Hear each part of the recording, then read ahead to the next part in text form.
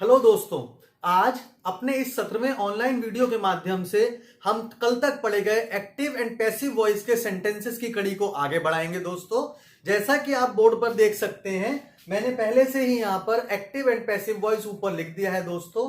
और उसके तुरंत बाद अपना वही पुराना टेक्स्ट सेंटेंस जिसको हम हिंदी में टेंसेस में भी लिखते चले आए थे, राम प्लेज क्रिकेट, भी लिख दिया है।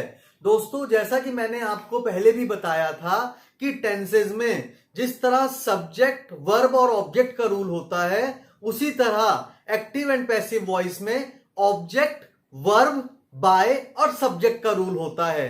जैसा कि हमने टेंसेज में देखा था दोस्तों कि सब्जेक्ट के बाद जो वर्ब आती है, जैसे ही हम उसको चेंज करते हैं, हमारे हिंदी के सेंटेंस की जो एंडिंग हुआ करती है वो भी चेंज हो जाया करती है। जैसे कि आप सभी लोग जानते हैं दोस्तों, प्रेजेंट इंडेफिनिट टेंस में हमने हमेशा वर्ब की फर्स्ट फॉर्म का यूज करा। पास्ट इंडेफिनिट टेंस में भले ही हमने वर्ब की सेकंड फॉर्म सिंपल सेंटेंसेस के लिए यूज करी, पर उसमें भी दोस्तों जैसे ही हमें नेगेटिव, इंटेरोगेटिव या इंटेरोगेटिव सेंटेंसेस बनाने होते थे, हम वर्ब की फर्स्ट फॉर्म का ही यूज करते थे।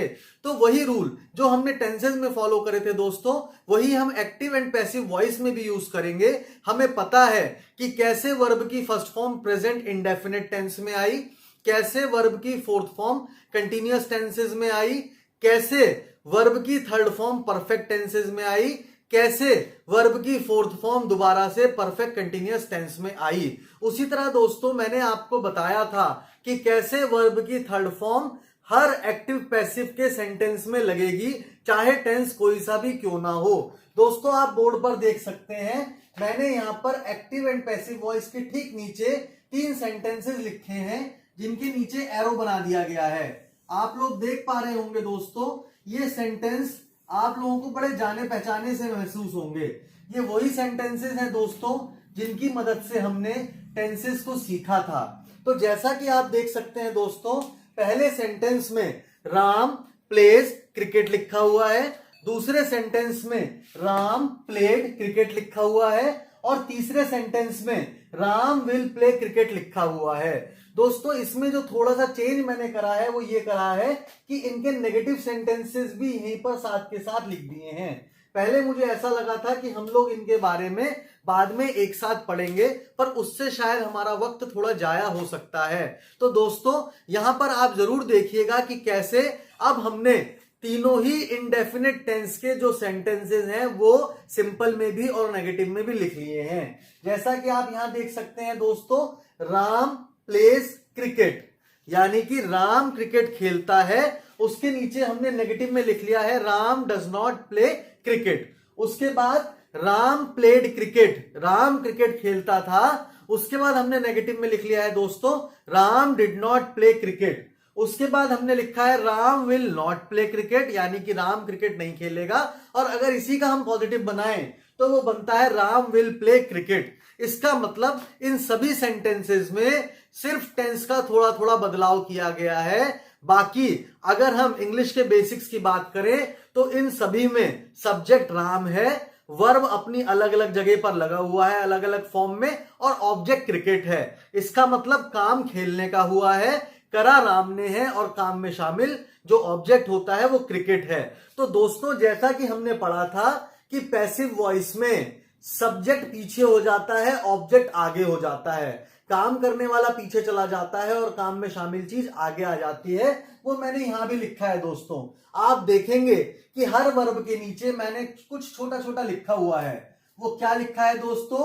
वर्ब की फर्स्ट फॉर्म प्लेस के नीचे लिखा गया है is oblique am oblique are plus verb की थर्ड फॉर्म। इसका मतलब यह है जहां कहीं भी हमें वर्ब की फर्स्ट फॉर्म दिखाई देगी, वहां पर एक्टिव से पैसिव में ले जाने का rule is am are plus verb की थर्ड फॉर्म के हिसाब से बनेगा। जैसा कि आप यहां पर देख सकते हैं दोस्तों, क्रिकेट को यहां कर दिया गया प्लेज वर्ब की फर्स्ट फॉर्म देख करके is am are plus verb की जो थर्ड फॉर्म थी उसके अकॉर्डिंग मैंने क्रिकेट को देखा कि क्रिकेट में इज लगेगा, एम लगेगा या आर लगेगा। जब मैंने देखा कि क्रिकेट के साथ इज लगेगा तो मैंने बड़े आराम से यहां पर क्रिकेट के साथ इज लगा दिया और प्ले की थर्ड फॉर्म प्लेड लगा दी। बाय हमारा रूल में होता है दोस्तों, राम हमने सब्जेक्ट के तौर पर एंड में लिख दिया। तो जो एंड में सेंटेंस बनता है दोस्तों वो बना है cricket is played by Ram. जो सेंटेंस पहले एक्टिव में था दोस्तों वही सेंटेंस अब पैसिव में कन्वर्ट हो चुका है। जबकि दूसरा सेंटेंस जब आप देखेंगे, Ram does not play cricket, इसका मतलब राम क्रिकेट नहीं खेलता है। दोस्तों इसमें डज नॉट का प्रयोग हो गया, हो सकता है कहीं पे डू नॉट का प्रयोग हो जाए, जैसे कि आई डू नॉट प्ले क्रिकेट। ऐसे केस में जहां डज नॉट प्लस वर्ब की फर्स्ट फॉर्म या डू नॉट प्लस वर्ब की फर्स्ट फॉर्म लगी है, वहां पर आपका रूल तो यही वाला चलेगा, बट इसमें हेल्पिंग वर्ब और मेन वर्ब के नीचे नॉट आ जाएगा। इसमें इज और प्लेड के बीच में नॉट लग जाएगा। कैसे? यहां लिखा था cricket is played by Ram, यहां पर हो गया cricket is not played by Ram. अगर सेंटेंस होता I do not play cricket, तब सेंटेंस बनता cricket is not played by me. मैंने आपसे पहले भी कहा था दोस्तों, आई का मी बन जाएगा एक्टिव से पैसिव में ले जाते समय, यू का यू रहेगा, वी का अस हो जाएगा, शी का हर हो जाएगा, ही का हिम हो जाएगा, इसी तरह से दे का देम हो जाएगा। कोई नाम होगा तो वो एज इट इज रहेगा।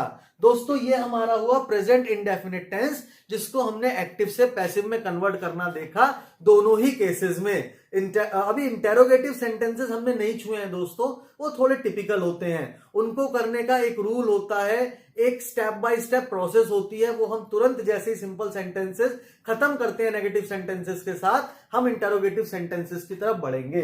दूसरे नंबर पे दोस्तों हमारा टेंस होता है past simple tense. Past simple tense में वर्ब की सेकंड फॉर्म लगती है।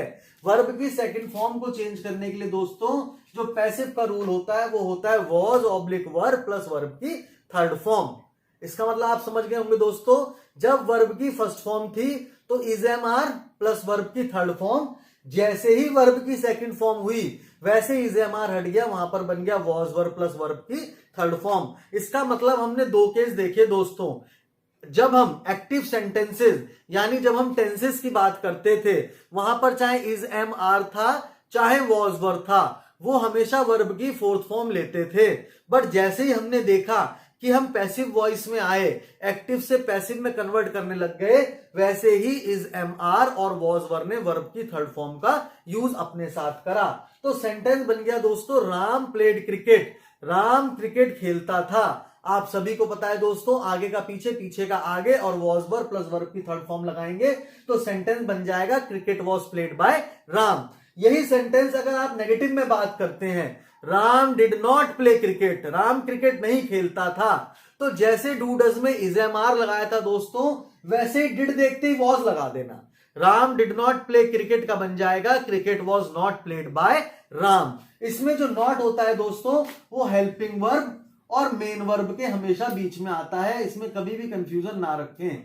हमेशा जो नॉट लगेगा वो हेल्पिंग वर्ब और मेन वर्ब के बीच में लगेगा, इसमें किसी भी तरह का कोई कंफ्यूजन अपने मन में ना रखें। दोस्तों दो टेंसेस हमने पहले भी पढ़े थे जिनको हमने एक्टिव से पैसिव में कन्वर्ट करा था। अब हम बात करते हैं फ्यूचर इनडेफिनिट टेंस की, जिसमें हम लोग दोस्तों खेलेगा वाले सेंटेंस एक्टिव टेंस में पढ़ा करते थे।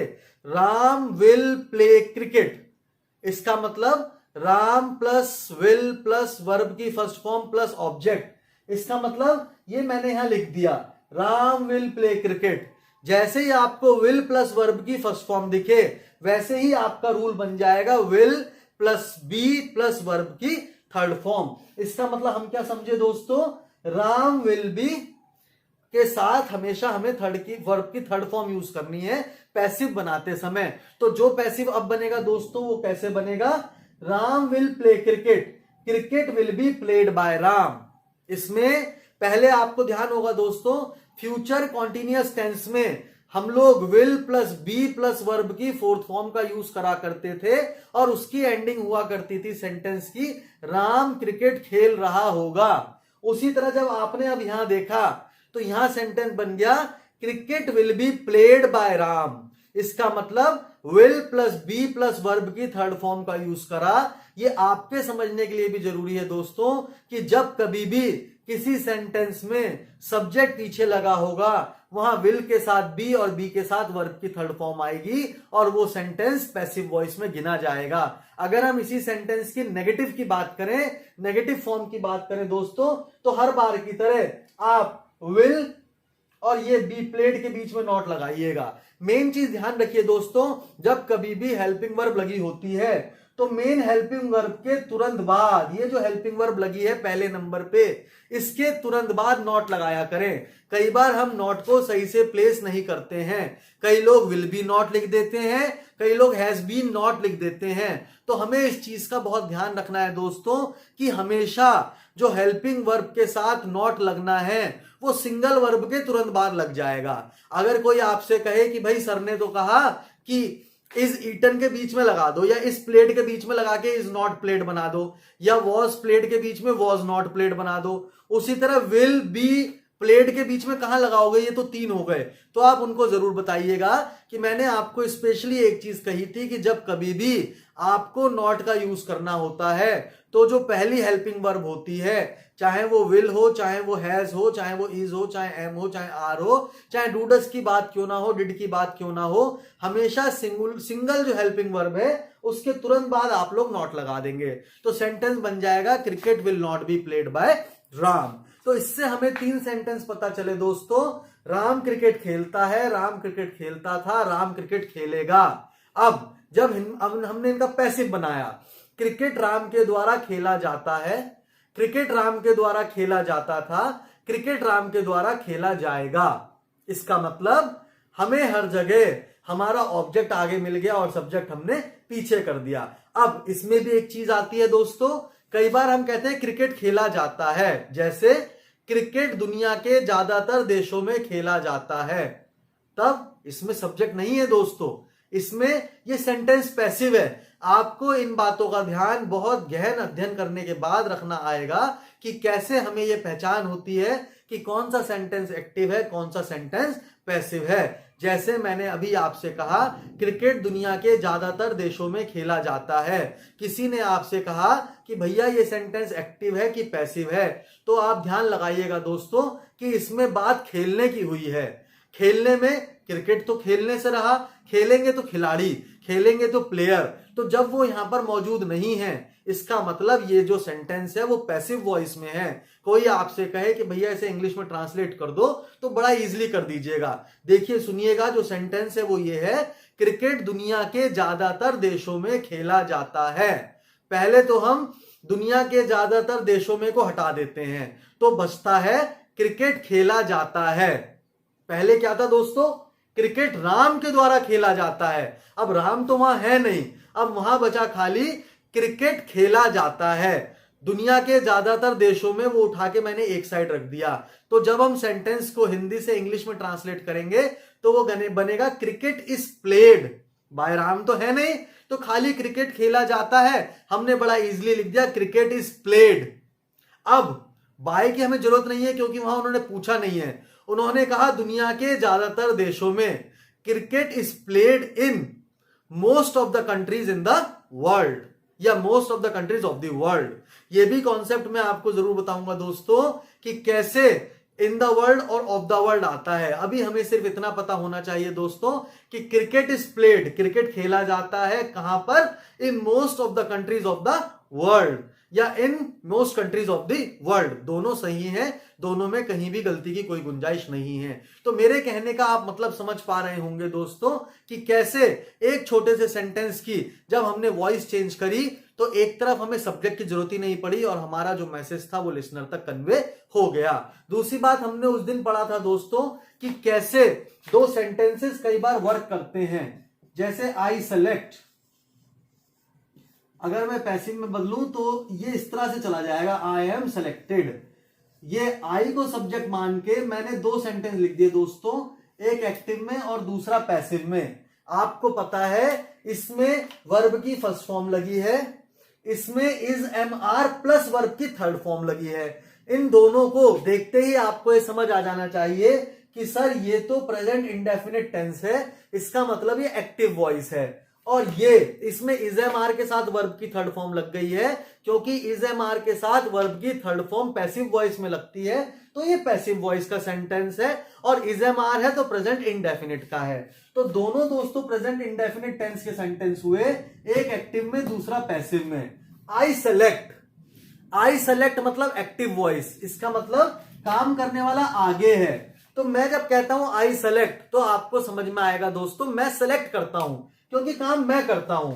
ये पैसिव है दोस्तों, पैसिव में काम करने वाला आगे नहीं होता, ये तो बेचारा खाली काम में शामिल है। आई एम सेलेक्टेड का मतलब मैं सेलेक्ट किया जाता हूं, बाय लगा के मुझे सेंटेंस पूरा करना है। I am selected bye my teacher, I am selected bye my monitor, I am selected bye my officer, I am selected bye my senior, मैं कुछ भी लगा दूं, इसका मतलब मेरा जो सिलेक्शन है वो उनके द्वारा किया गया है। लोग कई बार बोल देते हैं आई ईट, मैं खाता हूं, गलती से मत बोल दीजिएगा आई एम ईटन, इसका मतलब मैं खाया जाता हूं। दोनों चीजों का ध्यान रखना बहुत जरूरी है दोस्तों, इंग्लिश का अर्थ से अनर्थ होते देर नहीं लगती। तो ये सब चीजें जब हमें करनी आ जाएंगी तब हमें इंग्लिश की काफी जानकारी हो जाएगी, हमें उसके बारे में पता चल जाएगा। दोस्तों ये हमने आज इंडेफिनिट टेंस के सारे सेंटेंसेस कवर करे, सिंपल भी और नेगेटिव भी। एक छोटा सा सेंटेंस और देख लीजिए दोस्तों, आज हम थोड़ी सी कंटिन्यूअस की शुरुआत भी कर देते हैं। दोस्तों जो कंटिन्यूअस टेंस होता है उसका रूल आपको पता है, राम इज प्लेइंग क्रिकेट, इसका मतलब राम इज प्लेइंग क्रिकेट। आपको ध्यान होगा दोस्तों हमने क्या लिखा था, राम क्रिकेट खेल रहा है, इसका मतलब सब्जेक्ट वर्ब ऑब्जेक्ट। हमारा ये वाला जो सीक्वेंस होता है दोस्तों, ये टेंस का सीक्वेंस होता है, इसमें काम करने वाला आगे होता है, काम में शामिल चीज पीछे होती है। हमने क्या करना है दोस्तों, सारा चेंज यही करना है, is am are plus being plus verb की थर्ड फॉर्म, ये हमें यूज करनी है दोस्तों। इनमें दोनों में आपने देखना है दोस्तों, इस वाले में is am are plus verb की थर्ड फॉर्म, यहां पर प्लेइंग आईएनजी आ गया तो उसे हटाने के लिए हमने यहां बीइंग लगा दिया। प्रेजेंट इंडेफिनिट और प्रेजेंट कंटीन्यूअस के पैसिव में सिर्फ इतना फर्क है, वहां पर इज एम आर वर्ब की थर्ड फॉर्म के साथ आता है, यहां पे इज एम आर वर्ब की थर्ड फॉर्म के साथ बीइंग को लेकर के आता है। तो सेंटेंस बन जाएगा दोस्तों, cricket is being played by Ram, इसका मतलब क्रिकेट राम के द्वारा खेला जा रहा है। अब ये जो इज बीइंग है दोस्तों, अगर यहां पे नेगेटिव होता Ram is not playing cricket, तो यहां क्रिकेट इज और इसके बाद अगर आप नॉट लगा देते तो ये आपका नेगेटिव सेंटेंस बन जाता। इससे हमें क्या पता चला दोस्तों, हमें दो सेंटेंस मिल गए। पहला सेंटेंस कहता है Ram is playing cricket, Ram cricket खेल रहा है, जैसे ही हमने उसको पैसिव में कन्वर्ट करा तो सेंटेंस बन गया क्रिकेट राम के द्वारा खेला जा रहा है। कई बार आप कहते हैं मैच चल रहा है, टीवी पर आता है ना, लोग पूछते हैं क्या चल रहा है, यार मैच चल रहा है या मैच आ रहा है। तो टेलीकास्ट, पहली बात जो टीवी पे चीजें आती हैं वो टेलीकास्ट होती हैं, टेलीकास्ट की तीनों फॉर्म टेलीकास्ट ही होती हैं दोस्तों। तो हम सीधा लिख देंगे match is being telecast on television, match TV पर टेलीकास्ट किया जा रहा है या मैच चल रहा है, जिसे हम सिंपल अपनी भाषा में भी बोल देते हैं ना, मैच आ रहा है, मैच चल रहा है, मैच इज बीइंग टेलीकास्ट। लोग अगर आप इस तरह बोल दोगे मैच आ रहा है, मैच इज बीइंग कम, गलत हो जाएगा। मैच चल रहा है, मैच इज बीइंग वॉक, और जो कुछ भी आप कहना चाहो वो सब गलत हो जाएगा। सीधा बनेगा दोस्तों match is being telecast, match चल रहा है, मैच आ रहा है। रामायण इज बीइंग टेलीकास्ट, आता है ना रामायण, रामायण आजकल बहुत चल रही है दोस्तों, तो उसमें आ जाता है Ramayana is being telecast on DD1, DD national, जो कुछ भी आप लिखना चाहें।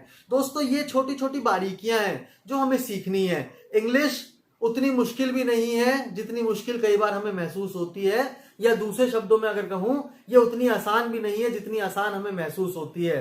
दोस्तों मेरा सिर्फ आपसे इतना कहना है, लोगों को इंग्लिश बोलते सुनना, इंग्लिश लिखते देखना, या उनके इंग्लिश को बहुत अच्छे से फील करना कि ये तो बहुत अच्छी इंग्लिश बोल रहे हैं, मैं भी अच्छी इंग्लिश बोलूं, लिखूं या सुनूं, तो उसके लिए दोस्तों आपको खुद को मेहनत करना बहुत जरूरी है। एक दो दिन की मेहनत से कभी भी आप किसी लैंग्वेज को नहीं जीत सकते। किसी भी लैंग्वेज पर कंट्रोल करने के लिए एटलीस्ट उसके बेसिक्स का आपके ब्रेन में सर्कल घूमना बहुत जरूरी है।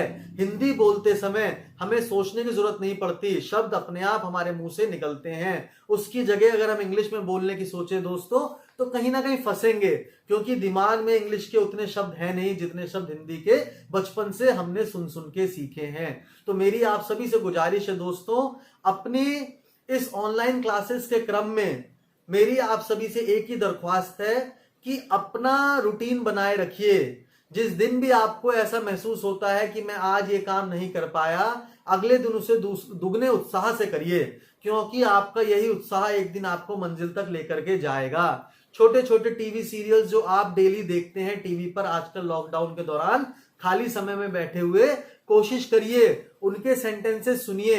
अगर आप उन्हें अभी ट्रांसलेट ना भी कर पाए हिंदी से इंग्लिश में, तो कम से कम कोशिश करिए पहचानना सीखें कि ये सेंटेंस एक्टिव वॉइस में बोला गया या पैसिव वॉइस में बोला गया। ये अगर एक्टिव वॉइस में बोला गया तो कौन सा टेंस है, पैसिव वॉइस में बोला गया तो कौन सा टेंस है। आज हमने कंटिन्यूअस टेंस की शुरुआत कर दी है दोस्तों, कल हमारे कंटिन्यूअस टेंस के साथ परफेक्ट टेंस भी खत्म हो जाएंगे, और कल ही शायद हमारा एक्टिव एंड पैसिव वॉइस का टॉपिक भी खत्म हो जाएगा। क्योंकि एक्टिव से पैसिव ले जाते समय ना फ्यूचर कंटिन्यूअस का पैसिव बनता है और ना ही किसी भी तरह के परफेक्ट कंटिन्यूअस टेंस का पैसिव बनता है। इसका मतलब सिर्फ और सिर्फ अब पास्ट, हमारे पास तीन ये कवर हो गए। हमारे पास पास्ट कंटिन्यूअस बचता है दोस्तों, फ्यूचर कंटिन्यूअस का पैसिव नहीं बनता, वहां लिखा जाता है नो पैसिव। उसके बाद परफेक्ट के तीनों टेंसेस का पैसिव हम बनाएंगे, और फिर future perfect continuous, past perfect continuous और प्रेजेंट परफेक्ट कंटिन्यूअस के पैसिव नहीं होते हैं, उनके आंसर में हम हमेशा नो पैसिव लिखते हैं। तो कल हम अपने एक्टिव एंड पैसिव वॉइस के टॉपिक को खत्म कर लेंगे दोस्तों। तब तक आप इसकी खूब राइगरस प्रैक्टिस करते रहिए। आज की क्लास में इतना ही काफी है दोस्तों। मेरा नाम निखिल साहू है, मैं हरिद्वार का रहने वाला हूं। आप मेरे वीडियो को लाइक, शेयर और सब्सक्राइब करते रहिए। आपकी जो भी क्वेरीज होती हैं वो आप कमेंट बॉक्स के थ्रू मेरे पास भेज सकते हैं, और उसी कमेंट बॉक्स में आप इन क्लासेस के इंप्रूवमेंट के लिए अपने सजेशन भी दे सकते हैं। कोई ऐसा पर्टिकुलर टॉपिक जिसकी तैयारी आपको किसी कॉम्पिटिटिव एग्जाम के लिए करनी है, वो भी जरूर कमेंट बॉक्स में लिख कर दे दोस्तों, ताकि उसके लिए एक अलग से वीडियो आपको बनाकर दिया जा सके। आज के लिए धन्यवाद दोस्तों, गुड नाइट, थैंक यू।